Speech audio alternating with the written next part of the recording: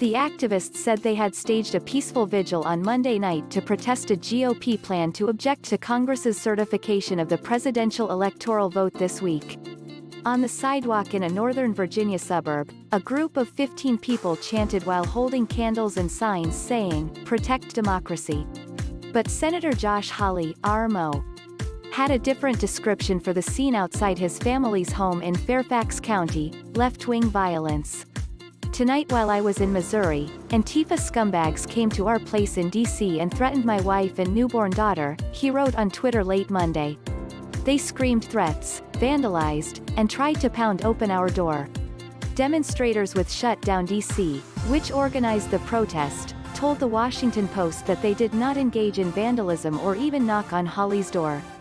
A 50-minute video shared by the group shows protesters writing in chalk on the sidewalk, chanting through a megaphone and at one point leaving a copy of the Constitution on Hawley's doorstep.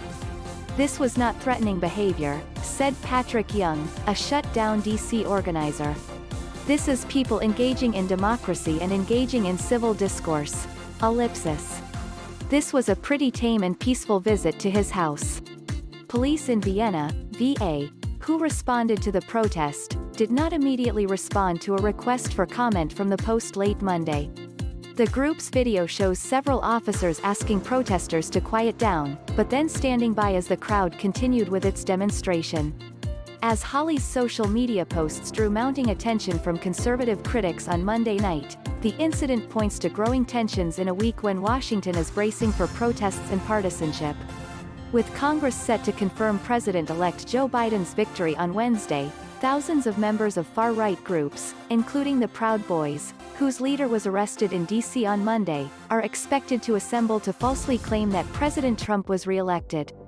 Young, a 37-year-old research analyst at a nonprofit organization, said that Shut Down D.C. targeted Hawley because of his role in promoting unsubstantiated theories about widespread election fraud. Last week, Hawley became the first senator to announce that he would object when Congress convenes on Wednesday to certify the Electoral College vote, thus forcing a contentious floor debate.